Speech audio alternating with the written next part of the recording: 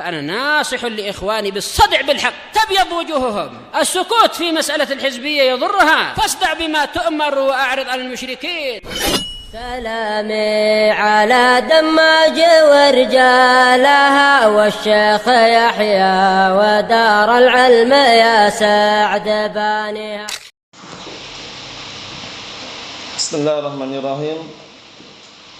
الحمد لله الذي أرسل رسوله بالهدى ودين الحق ليظهره على الدين كله وكفى بالله شهيدا. أشهد أن لا إله إلا الله وحده لا شريك له إقرارا به وتوحيدا، وأشهد أن محمدا عبده ورسوله صلى الله عليه وعلى آله وسلم تسليما مزيدا لا نبي بعده. Insyaallah ta'ala pada kesempatan yang mulia ini kita akan mengawali bacaan terhadap kitab Tuhfatul Ashab bi Mukhtasaril Adab, karya saudara kita yang mulia Abu Abdullah Ali bin Abdullah Al-Jazimi Al-Kufari astabahullah. Kitab ini barakallahu fiik bingkisan untuk para saudara yang berisikan tentang ringkasan-ringkasan seputar adab. Jadi nanti ini hadis-hadis pendek, hadis-hadis yang ringkas tentang apa? Tentang adab. Baik adab seorang hamba dengan Allah Subhanahu wa taala atau adab seorang hamba kepada hamba yang lainnya, atau adab-adab yang lain. Hampir semuanya hadisnya pendek, kalaupun ada yang panjang hanya 1-2 saja. Oleh karena itu diharapkan semaksimal mungkin yang punya kitab bisa menghafalnya. Nanti kalau pendek kita ambil 2, seperti biasanya itu kalau panjang kita ambil 1 saja. Jadi kitab ini dikasih muqaddimah oleh Syekh Abu Amr Al-Hajuri asbahullah dan juga Syekh Abu Asim Abdullah Dubai asbahullah, yang mana beliau yang memegang salah satu markiz, yakni Syekh Abu Amr Abdul Karim Al-Hajuri yang ada di Yaman, di daerah Haswain harasahullah. Kita langsung aja halaman 9 barakallahu fiikum. Karena muqaddimah di sini beliau menjelaskan bagaimana isi kitab ini. Bahwasanya kitab ini berisikan tentang adab-adab yang perlu kita ketahui. Tapi tidak masalah kita baca muqaddimahnya biar nanti tambah jelas apa yang beliau inginkan dengan kitab ini. Halaman 7 barakallahu fi. Qala al-muallif asbahullah. Bismillahirrahmanirrahim. Muqaddimatun, pembukaan yang di awal itu. Kalau itu halaman berapa? Ini halaman 7 ini. Kalau itu mungkin yang muqaddimah, intinya muqaddimah itu. Kalau mungkin beda halamannya. Ada kan? Ayo, na'am. Halamannya berapa itu? 5 ya, mungkin karena cetakannya beda ya. Enggak masalah. Kita baca muqaddimahnya. Muqaddimatun innal hamdalillah nahmaduhu wa nasta'inuhu wa nastaghfiruh wa na'udzu billahi min shururi anfusina wa sayyiati a'malina. May yahdihillahu fala mudilla lahu wa man yudlil fala hadiyalah. Ini sudah kita lewati bersama, berisikan tentang pujian dan sanjungan yang diperuntukkan untuk Allah Subhanahu wa taala dan minta perlindungan, pertolongan kepada Allah Subhanahu wa taala, serta menjelaskan bahwasanya hidayah itu tangan Allah Subhanahu wa taala. Wa asyhadu an la ilaha illallah wahdahu la syarikalah wa asyhadu anna Muhammadan 'abduhu wa rasuluh. Ya ayyuhan nasu ittaqu rabbakumul ladzi khalaqakum min nafsin wahidah wa khalaqa minha zawjaha wa bassa minhuma rijalan katsiran wa nisaa'a wattaqullaha alladzi tasaaluna bihi wal arham innallaha kana 'alaikum raqiba. Ya ayyuhalladzina amanu ittaqullaha haqqa tuqatih wa la tamutunna illa wa antum muslimun. Ya ayyuhalladzina amanu ittaqullaha wa qulu qawlan sadida yuslih lakum a'malakum wa yaghfir lakum dzunubakum wa may yuti'illaha wa rasulahu faqad faza fawzan 'azima. Ini dikenal dengan khutbatul hajah. Kita lanjutkan. Amma ba'd, fa inna asdaqal hadits kitabullah ta'ala wa khairal huda huda Muhammadin sallallahu alaihi wasallam. Sebaik-baik petunjuk ada petunjuk Rasulullah sallallahu alaihi wasallam. Dan sebenar-benar ucapan adalah Al-Qur'an atau kitabullah azza wa jalla. Wa syarrul umuri muhdatsatuha, dan sejelek-jelek perkara adalah perkara-perkara yang baru dalam agama. Wa kullu muhdatsatin bid'ah wa kullu bid'atin dhalalah, dan setiap perkara yang baru dalam agama adalah perkara bid'ah, dan setiap kebid'ahan itu adalah kesesatan. Fa hadhihi risalah jama'tuha min kutubi ahli ilm. Disimak artikel ini, aku mengumpulkannya dari kitab-kitab ahli ilm. Asmaituha, aku namakan kitab ini dengan Tuhfatul Ashab bi Mukhtasaril Adab. Nama kitabnya Tuhfatul Ashab bi Mukhtasari Al-Adab. Min Sahihai Al-Bukhari Muslim. Masya Allah. Jadi beliau berusaha memasukkan yang ada dalam Sahihain, Sahih Bukhari, Sahih Muslim. Wa mimma sahha kharij Sahihain, dan juga hadis yang sahih yang di luar Sahihain. Perhatikan, hadis yang sahih yang di luar Sahihain. Fi sunan, baik dalam sunan. Nah, sunan ini pastikan antum tidak gagal paham. Ada sunan Abi Dawud, sunan Nasai, sunan Ibnu Majah, kemudian sunan apa? Sunan Tirmidzi. Mafhum? Itu ashabus sunan. Wa akhadtu bi ahkamil Albani al-Wadi'i, dan aku mengambil hukum-hukum hadis ini dengan hukum yang diberikan oleh Al-Imam Al-Albani dan juga Al-Imam Al-Wadi'i mengenai hadisnya sahih atau tidak. Paham? Jadi beliau nanti pemilik artikel ini, kalau ada hadis-hadis yang sifatnya di luar sahihain, kemudian perlu ditakhrij, dikeluarkan, ditarjih, nanti pengsahihannya, hukumnya beliau mengambil dari hukumnya Syekh Al-Albani atau Syekh Muqbil bin Hadil Wadi'i rahmatullahi alaihi majma'in. Ala takhrijil ahadits, yaitu aku mengambil hukum-hukum Al-Albani dan Al-Wadi'i di dalam mengeluarkan hadis tersebut. Nah, as-sahih wal hasan, baik sahih ataupun yang hasan. Wa ma kana maqbulan bi syawahidih, atau hadis-hadis yang terima dengan syawahidnya, pendukung-pendukungnya. Wa jam'i turuq, dan dengan dikumpulkan jalur-jalurnya atau jalan-jalan hadisnya. Fil adabi wal akhlaq wal muamalat, ternyata tidak hanya adab saja.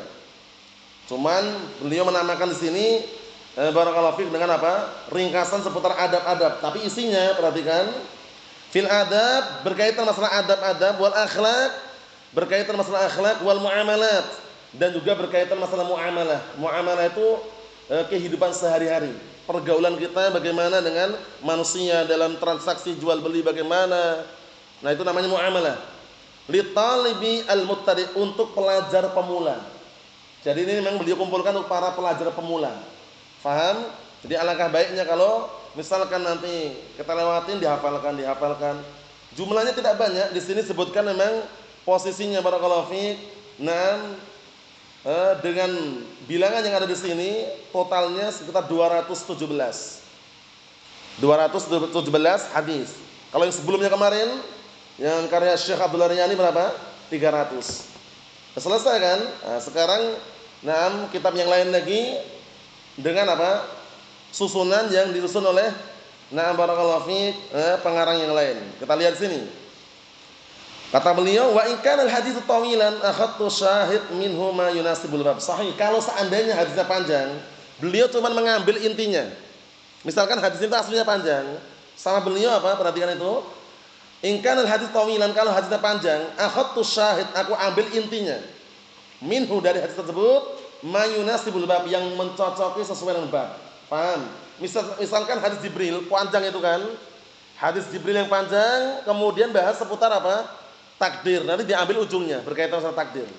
Paham ya? Rukun iman yang 6. Nah, diambil ujungnya sehingga nanti antum mudah untuk menghafalnya, tidak terlalu panjang. Hirsan an yakuna al-hadis qasiran sahlan al-hifdz. Masya Allah. Dalam keadaan aku berusaha semaksimal mungkin untuk semangat menjadikan hadis itu qasiran, ringkas, sahlan, mudah, lil hifdz, untuk dihafal. Waqtasartu ala hadisin, dan aku meringkas, mencukupkan di atas hadis tahta kulli babin. Jadi di masing-masing bab itu nanti di bawahnya ada satu hadis, enggak banyak. Paham? Jadi beliau mencukupkan satu bab satu hadis, satu bab satu hadis. Mafhum? Naam. Kita lihat. Wa bawabtu ala kulli haditsin ma yunasibu syahid minhu, masyaallah. Dan aku letakkan bab, bawabtu itu aku memberikan bab.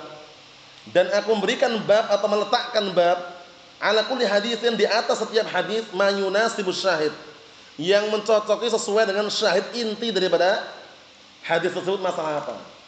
Maksudnya gini, beliau meletakkan bab di atasnya itu yang sesuai dengan isi kandungan hadisnya. Faham belum? Kalau misalkan hadisnya berkaitan masalah tauhid, berarti nanti bab seputar tauhid. Jadi pahami ya? Nah, kita lihat di sini kata beliau,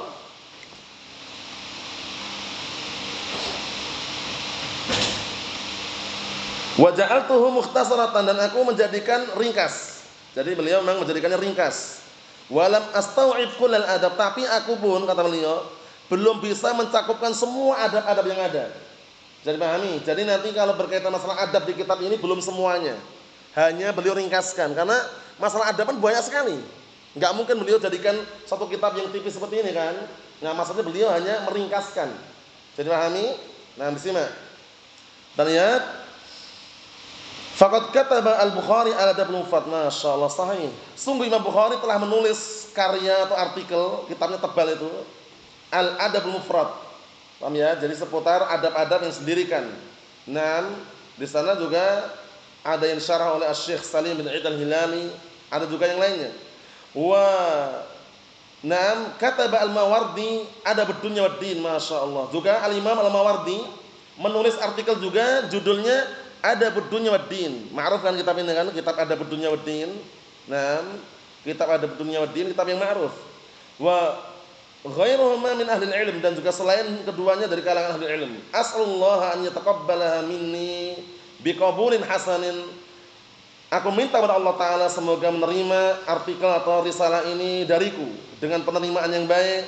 Wa an yaj'alaha khalisatan liwajhih, dan semoga Allah Ta'ala menjadikan artikel ini murni karena mengharapkan wajahnya. Innahu jawadun karimun wa birrun rahim wa barrur rahim. Artinya sesungguhnya Allah Ta'ala adalah zat yang maha dermawan, mulia dan baik serta penyayang. Kata bahwa Abu Abdullah Ali bin Abdullah al-Jazimi al-Kufari. Naam. Haswain al-Mahrah. Ini salah satu tempat di Yaman sana ya. Nah, barakallahu fiik. Di Mahrah ini ada bahasa tersendiri yang kadang orang Arab enggak paham, orang Yaman sendiri. Jadi istilahnya lahjah gitu ya. Wa illa bahasa globalnya Arab, cuman Mahrah ini mereka punya lahjah tersendiri. Yang kadang kita enggak paham dengan apa yang mereka ucapkan. Kadang ada yang kita enggak paham apa yang mereka ucapkan di Mahrah ini. Mafhum? Yang paham orang-orang yang di kampung atau di tempat tersebut. Nah, tapi itu masuknya Hadramaut juga. Dalam artian masih Yaman juga. Nah, cuman bisa dikatakan apa? Memiliki bahasa yang tersendiri yang dipahami oleh orang-orang Mahrah sendiri. Nah, kita lihat di sini barakallahu fikum, langsung kita memasuki halaman berikutnya. Al-adabu ma'allahi ta'ala. Sekarang kita bahas seputar adab-adab bersama Allah Subhanahu wa ta'ala. Jadi ya, simak baik-baik. Karena ini adab yang paling nomor satu. Jangan sampai seorang hamba beradab dengan makhluk, beradab dengan sesama hamba, beradab dengan orang lain, tapi tidak beradab dengan Allah Subhanahu wa ta'ala. Termasuk adab yang paling besar bersama Allah Ta'ala apa? Tauhidullah ta'ala itu. Tertulis itu kan? Tauhidullah ta'ala, mentauhidkan Allah Subhanahu wa ta'ala. Apa definisi tauhid? Definisi tauhid adalah ifradullah ta'ala bil ibadah. Ini definisi tauhid secara global. Sama insyaallah kan, itu sama kan?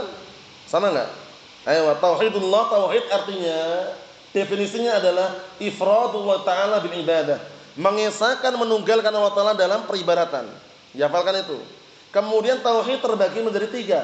Tauhid al-uluhiyah, tauhid ar-rububiyah, tauhid al-asma wa sifat. Tauhid yang inti yang didakwahkan para nabi dan rasul adalah tauhid al-uluhiyah. Sehingga terjadi peperangan, ya kan? Terjadi pembunuhan, para nabi dan rasul dimusuhi oleh umatnya. Masalah apa? Masalah ini. Paham ya? masalah tauhid al-uluhiyah ini. Mafhum? Nah, seperti itu. Adapun tauhid rububiyah itu hampir semuanya meyakini. Iblis, Fir'aun, mereka paham siapa Rabbnya, Allah Ta'ala. Tapi mereka-mereka ini tidak dihukumi muslim karena belum mentauhidkan apa? Belum mentauhidkan tauhid al-uluhiyah. Mafhum? Jadi tauhidullah Ta'ala yang diinginkan di sini tauhid apa? Al-uluhiyah. Tauhid terbagi menjadi berapa? 3. Al-uluhiyah, ar-rububiyah, al-asma' was sifat. Nah, kita baca hadisnya ini yang setorkan pada pertemuan yang akan datang. Aslinya panjang, cuman beliau ringkaskan, lihat, mudah sekali kan. An Abi Hurairah radhiyallahu anhu qala, kana Rasulullah sallallahu alaihi wasallam yauman barizan linnas, fa atahu rajulun faqala ya Rasulullah, mal Islam? Qala al-islamu an ta'budallaha wa la tusyrika bihi syai'a. Masyaallah. Pendek, simpel, aslinya panjang, beliau ringkaskan di situ. Muttafaqun alaih. Artinya dari hadisnya Abi Hurairah radhiyallahu anhu, Abu Hurairah radhiyallahu anhu siapa namanya? Abdurrahman bin Sakhr ad-Dawsi. Naam. Ahsanta barakallahu fiik. Abdurrahman bin Sakhr ad-Dawsi. Beliau termasuk dari kalangan sahabat yang paling banyak riwayat hadisnya. Terkumpul dalam pantun yang sangat indah, sering ana nukilkan, sering ana ucapkan dan bahkan sudah dimotivasi untuk menghafalnya. Apa pantunnya, Mas?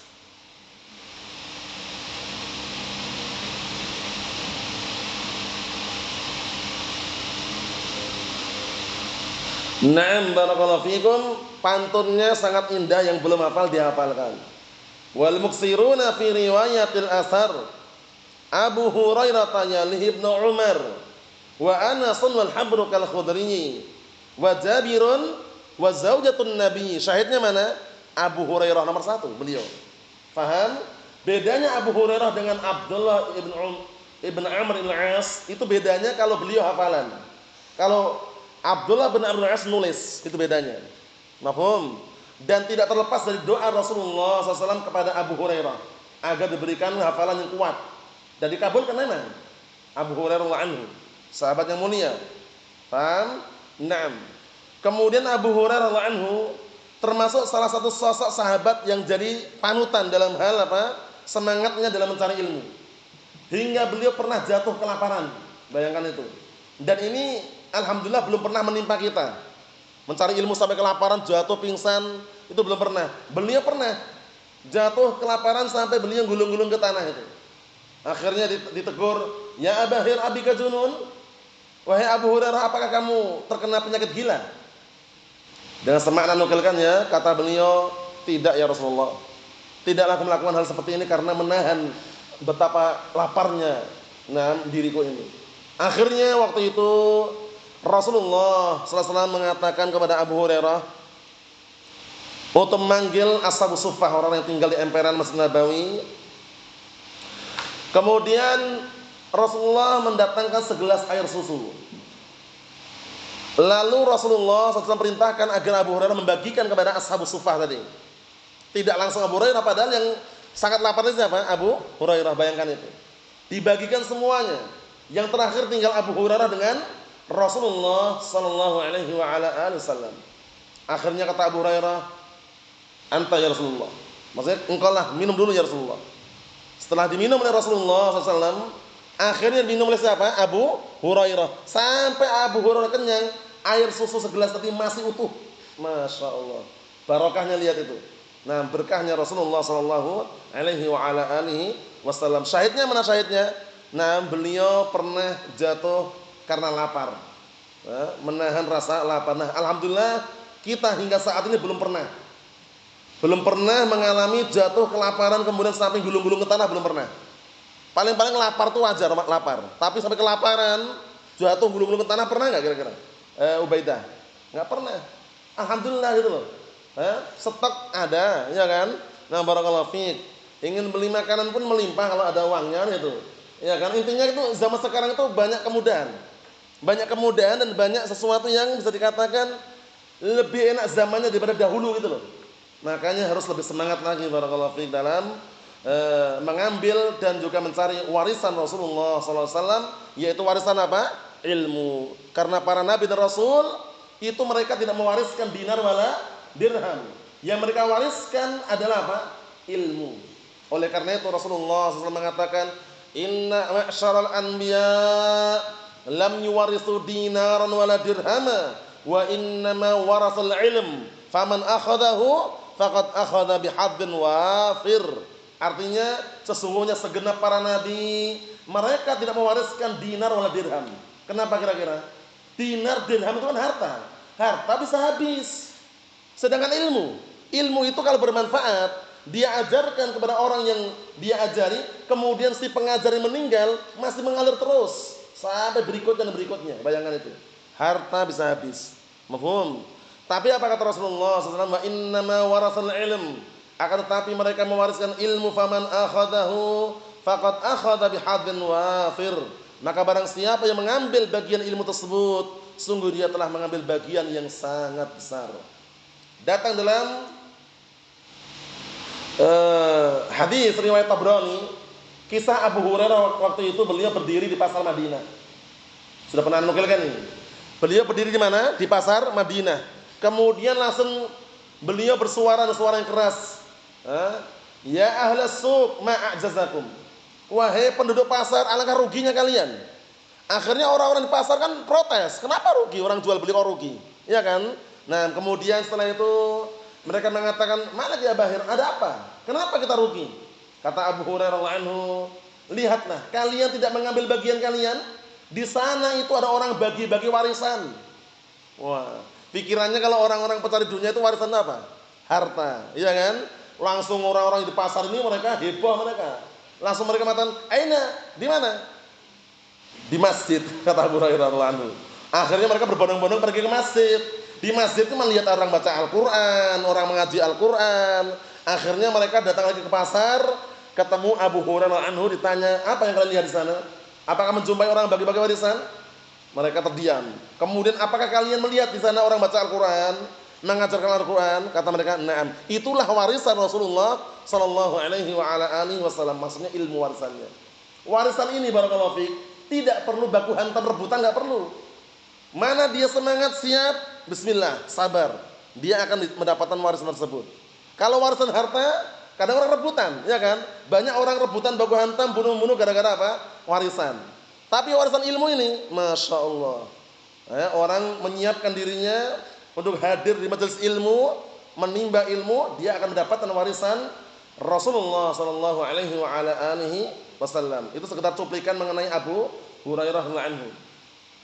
Qala, beliau berkata, dahulu Rasulullah SAW yauman, pada suatu hari, barizan, tampil nampak linnas, di hadapan manusia. Fa'atahu rajulun, kemudian tiba-tiba datang seorang lelaki. Faqal, seraya berkata, "Ya Rasulullah, wahai Rasulullah, mal Islam? Islam itu apa? Apa itu Islam?" Gitu loh. Nah, beliau menjawabnya dengan apa? Tauhid. Padahal masih banyak Islam itu. Kenapa kok tauhid saja diawali? Karena rukun Islam yang 5 itu nomor 1 apa? Tauhid. Rukun Islam yang 5 ini tanpa tauhid roboh semuanya.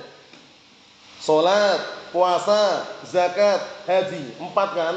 Tanpa tauhid yang pertama ini roboh semua amalan tadi.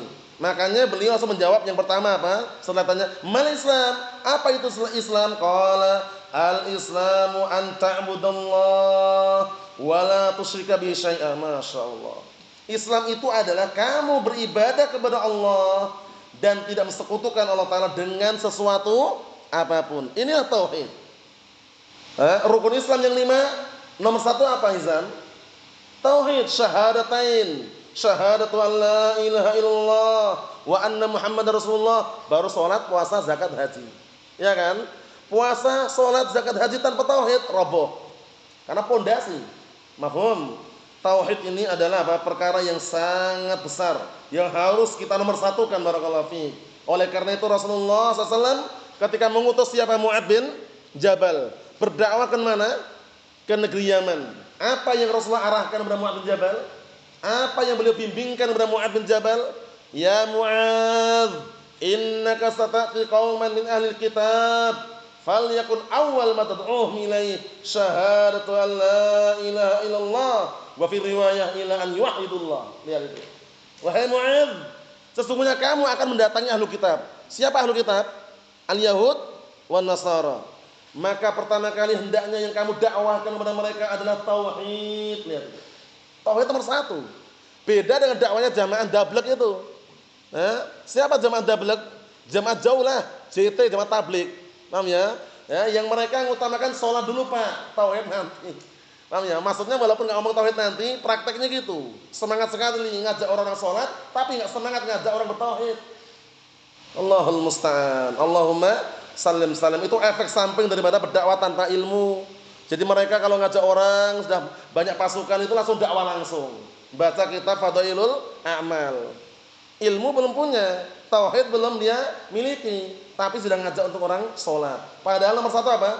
Tauhid dulu. Sholat tetap, tapi tauhid nomor 1. Mafhum? Karena apa? Karena sholat tanpa tauhid tidak diterima. Bagaikan orang yang apa? Nomor kolofik, sholat tanpa toharoh. Sholat tanpa toharoh diterima nggak sholatnya? Enggak diterima. Nah, beribadah kepada Allah Ta'ala tanpa tauhid enggak terima. Mafhum? Oleh karena itu pastikan tauhid ini senantiasa kita semangati untuk apa? Untuk kita mendakwakan agar manusia mentauhidkan Allah Subhanahu wa taala. Lawan dari tauhid apa lawannya? Syirik. Nah, kesyirikan ini lawan dari tauhid. Yang menghancurkan semua amalan kalau syiriknya akbar. Kalau syiriknya asghar, menghancurkan amalan yang terkena syirik itu saja. Seperti apa syirik asghar? Riya, sum'ah, itu syirik asghar, menghancurkan amalan yang terkena kesyirikan. Tapi kalau syirik akbar, hancur semua amalan. Mafhum? Oleh karena itu Allah Subhanahu wa taala memberikan ultimatum dalam Al-Qur'an Karim yang sangat keras, banyak sekali ayatnya. Di antaranya wa qadimna ila ma 'amilu min 'amalin faja'alnahu haba'an mansura. Kami pertunjukkan amalan-amalan yang dulu pernah mereka amalkan di dunia yang tercampuri kesyirikan. Akhirnya aku jadikan amalan tersebut bagaikan debu yang berterbangan, enggak ada nilainya.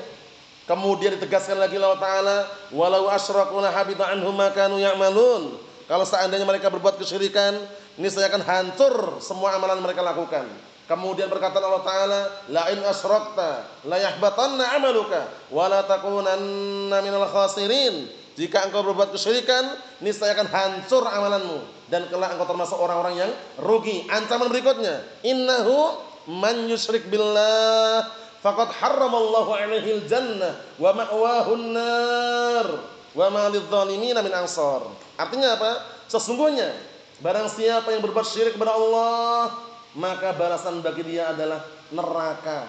Wa ma'wahun nar. Haram bagi dia surga dan tempat kembalinya mana? Neraka. Dan dia tidak memiliki penolong lagi. Bayangkan itu. Dan orang yang mentauhidkan Allah Subhanahu wa taala, tidak mencampur adukkan keimanannya dengan syirik, apa jaminannya san? Orang yang tidak mencampur adukkan keimanannya, tauhidnya dengan kesyirikan, apa jaminannya? Mendapatkan apa dari Allah Subhanahu wa taala?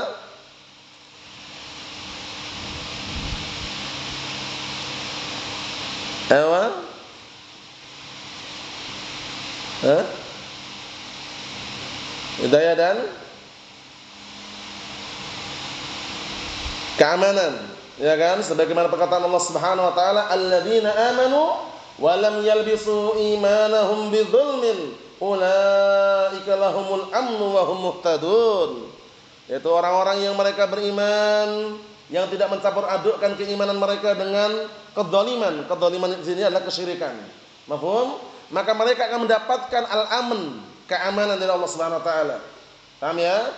Nah, di akhirat diamankan dari azab neraka, wa hum muhtadun, dan mereka mendapatkan petunjuk dari Allah Subhanahu wa taala. Masyaallah. Jadi tauhid, barakallahu fiik, ingat-ingat tauhid yang diinginkan di sini, tauhid yang sering diungkapkan kalau disebutkan secara global itu tauhid al-uluhiyah.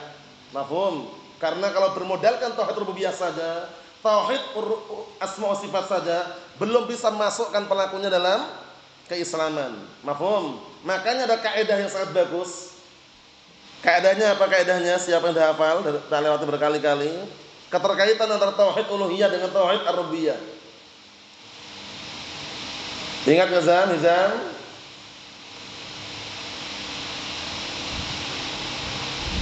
Apa? Jangan terbalik keliru nanti. Antum apa dulu awal ini? Tauhid rububiyah,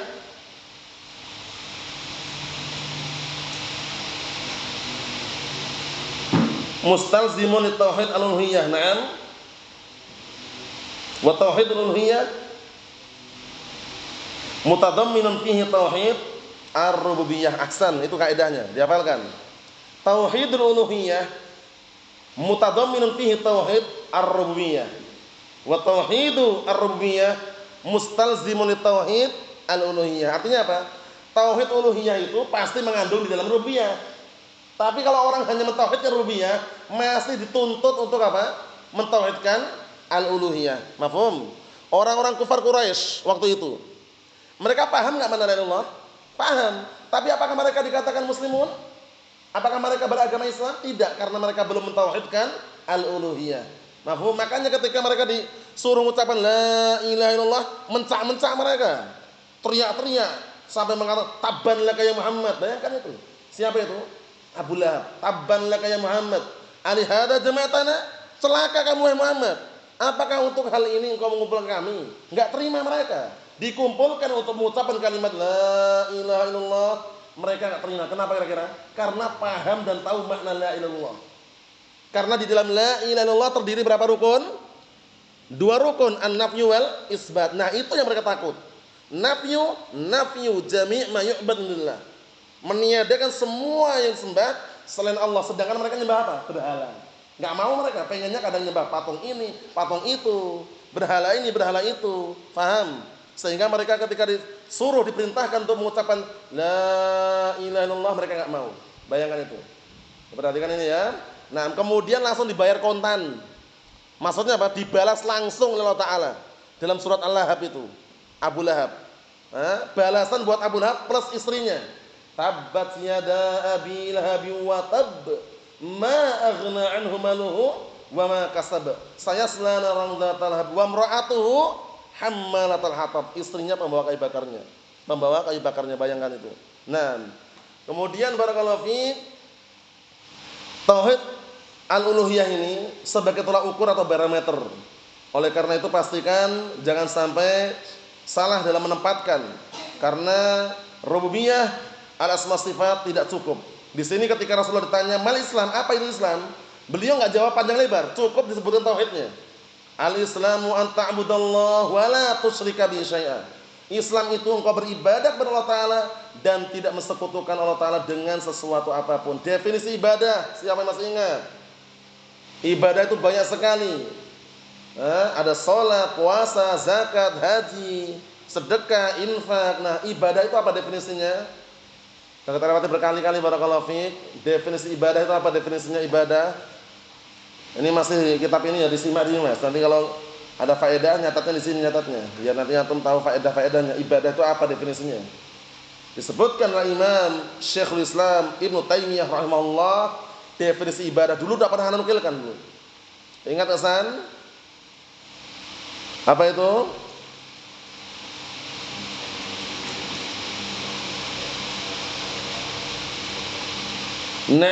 Yang belum hafal hafalkan ya. Nah, barakallahu fiik, definisi ibadah adalah ismun jami'un likulli ma yuhibbuhu Allahu wa yardah minal aqwal wal a'mal adh-dhahirah wal batinah. Itu definisi ibadah. Ismun jami'un likulli ma yuhibbuhu Allahu wa yardah minal aqwal wal a'mal adh-dhahirah wal batinah. Artinya ibadah itu adalah suatu nama yang mencakup semua perkara yang Allah Ta'ala cintai dan Allah Ta'ala ridhai. Jadi kalau belum dapat Arabnya, Indonesianya tulis. Kalau belum dapat Indonesia Arabnya tulis enggak masalah. Profesional seperti itu caranya. Ana ulangi lagi. Ismun jami'un likulli ma yuhibbuhu Allahu wa yardah minal aqwali wal a'mal adh-dhahirah wal batinah. Artinya ibadah itu adalah ismun jami'un, suatu nama yang mencakup likulli, untuk setiap perkara yang Allah Ta'ala cintai dan Allah Ta'ala ridhai, baik berupa ucapan ataupun apa? Perbuatan yang nampak maupun yang tersembunyi. Ibadah itu adalah suatu nama yang mencakup semua perkara yang Allah Ta'ala cintai dan Allah Ta'ala ridhai, baik berupa ucapan maupun perbuatan, yang nampak maupun yang tersembunyi. Itu namanya ibadah. Mafhum? Sedekah sekarang, ibadah atau bukan sedekah? Ibadah, dicintai. Ucapan yang bagus, yang indah, ya kan? Nah, zikir-zikir ibadah atau bukan? Ibadah, karena dicintai. Mafhum? Ikhlas, amalan hati kan? Ibadah atau tidak? Ibadah, dicintai. Jadi jangan sampai antum tertuju pada suatu harus ada dalil nas, itu nggak harus. Karena para ulama telah menjelaskan kadang suatu ibadah itu ada dalil secara nas, ada dalil secara istinbat. Nas itu dalilnya letterlek plek. Seperti apa? Ad-du'a huwal ibadah, itu jelas. Ad-du'a huwal ibadah. Doa itu adalah ibadah. Langsung pas kan? Nah, sekarang kalau tanya orang, salat itu ibadah bukan ya? Salat itu ibadah. Dalilnya mana coba? Dalilnya mana kalau salat itu ibadah? Ada enggak? As-shalatu ibadatun, lafaz itu enggak ada kan? Para ulama mengambil istinbat dengan definisi tadi. Sekarang salat itu amalan atau bukan? Amalan. Dicintai oleh Allah Ta'ala? Dicintai. Diridhoi enggak? Diridhoi. Setiap amalan yang dicintai, diridhoi Allah Ta'ala, maka itu adalah ibadah. Caranya gitu caranya. Paham? Bisa dipahami? Karena kalau antum nyari dari surat Al-Fatihah sampai surat An-Nas, Sahih Bukhari, Sahih Muslim, atau Ashabus Sunan, cari semuanya enggak ada lafaz as-shalatu ibadatun, enggak ada. Jadi kadang-kala kalau kita mencari dalil jangan pengennya tuh nas langsung gitu. Kadang ada yang dalil itu diambil istinbatnya. Dalilnya umum, diambil istinbat, keluarlah suatu hukum. Paham? Seperti zakat, enggak ada lafaz az-zakatu ibadatun, zakat itu adalah ibadah, enggak ada. Terus bagaimana kita menilai itu ibadah? Dengan definisi tadi. Zakat sekarang diperintahkan atau tidak? Diperintahkan. Perbuatan atau bukan? Perbuatan. Dicintai enggak? Dicintai Allah Ta'ala. Diridhoi enggak? Diridhoi. Nah, setiap perbuatan atau ucapan yang dicintai, diridhoi Allah Ta'ala adalah ibadah. Caranya gitu. Mafhum? Nah, karena kadang-kala ada yang nas terang-terangan langsung, ada yang tidak. Yang terang-terangan seperti tadi itu. Ad-du'a huwal ibadah. Kalau itu jelas, doa itu adalah ibadah. Selain itu bagaimana? Dengan definisi yang sebutkan Syekhul Islam tadi dihafalkan. Ismun jami'un likulli ma yuhibbuhullahu wa yardhah minal aqwal wal a'mal adh-dhahirah wal batinah. Naam. Ikhwan fid din, azzani wa azzakumullah jami'an, barakallahu fikum. Ini yang kita ambil. Jadi setorkan pada pertemuan yang akan datang. Hadis nomor 1 ini pendek, mudah, simple, padat. Intinya Islam itu semuanya kembali pada tauhid, itu mengesahkan, menunggalkan Allah Subhanahu wa taala dalam peribadatan, baik itu tauhid uluhiyah ataupun rububiyah ataupun asma wa sifat. Nasallahu as-salamata wal afiyah, walhamdulillah.